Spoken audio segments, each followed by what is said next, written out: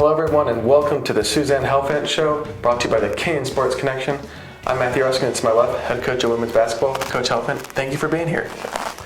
Jumping right in, a 78-63 victory over Kenyon College last Tuesday. Can you take us through the keys to that victory? Sure. Well, first of all, I thought we shot the ball really well, and that always helps when you put the ball in the basket. But Allegheny is a team that took a lot of risks, and they, really try to attack the basketball and create turnovers. And they were fortunate in the first half that we didn't take good care of the ball, and we gave them a lot of extra possessions. But I thought in the second half we really figured the press out a little bit more and got some really easy looks at the basket. So we were able to get high percentage shots because they were trying to trap the ball, and we were getting it out of the trap and getting it down the floor and getting easy baskets.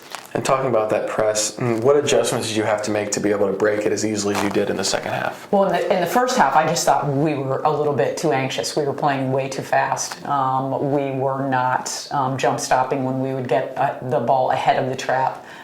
So we were just trying to throw it to the first open player that we saw. And we slowed down a little bit more. We brought 4 people up instead of just having 2 up, which I think flattened their press out a little bit, gave us some more over-the-top options. And like I said, I thought that we were just a lot more patient, and we had a little bit more composure in the second half too, which I think created a lot of good high percentage scoring opportunities for us. And how much of that can you credit to Maggie Bolter, who put in a career high in points and played a really great game? She just has continued to evolve as a player, and Maggie's always been a pass first point guard. And I talked to her at halftime about taking the ball to the basket and about looking for her own shot and about trying to create opportunities for herself. I think sometimes she overpasses. That's why she turns the ball over. And, then they started to sag off of her a little bit, and she got some transition threes. So I thought she played a fantastic game. I really thought she was the difference in the second half. All right, and now to everyone's favorite part of the show, the off-topic topic. And we each want to know, with this break coming up, what are you most looking forward to during that? This is a time where our team really is able to create a lot closer team bonds and chemistry. And I think that when we're here, we're a captured audience, there's really nothing else to do. So we really try to get the kids involved in doing things outside of basketball. So I'll have them for practice, which 24/7, to be able to have access to them is fantastic. Mm-hmm. I don't know that that's their favorite part of break, but it definitely is mine. But we get a chance to get out in the community a little bit. We get a chance to go to different people's homes for dinner and home-cooked meals. But it really is a time for our kids to get to know each other. And I think that they would all tell you that the holiday break is the time that we become the closest. And speaking about that break, you guys have a decent gap in between games here. How do you keep them sharp during this game before their next game? It's a little smoke and mirror. You try to trick them into thinking that every one of these practices is really important, and that we do a lot of competitive things in practice too. A lot of things where there's something on the line, there's something, they're either going to have to run if the team loses. It becomes a much more competitive environment. And I think that, the other thing is that if they are competitors, they understand the importance of practicing at game speed.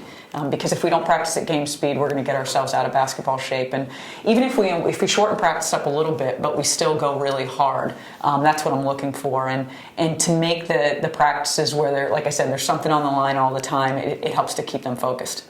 And then your first game back, December 31st at Mount Vernon Nazarene University. What are you expecting out of them, and how do you counter that? Well, I expect it to be a little bit sloppy because we've been off for 3 weeks. I think that the first game back is one of those games where you really try to get them settled back into your style and what you're trying to do offensively and defensively. And we're putting some new stuff in this over the break too. So, to try that out, to see if that's going to work, to experiment a little bit really. Hopefully we'll get a chance to play a lot of players. I think we're going to need to because of, I don't know that they're going to be in great game shape at that point. But we turn around and we get right into our conference schedule, so we're really going to have to get things, into high gear very, very quickly once we get back. And to be able to play that game, to, like I said, test some things out and experiment a little bit is really important. And speaking to that conference schedule, 2 NCAC opponents coming up right after that, OWU and Oberlin. Mm-hmm. Can you talk about those 2 teams and then what you're trying to do against them? Well, Ohio Wesleyan had a huge win over Denison last week, I think it was. So we know they always play us really competitively too. They're very athletic. They're very deep. They have really good post players. So it's going to be a true test for us to be on the road, our first conference game back. I think that's probably one of the best opportunities for us to really kind of measure where we're at. And I think that Ohio Wesleyan, it's always a game that our kids get up for and that they look forward to. So that's a good thing that we don't have to manufacture, them to be motivated to play.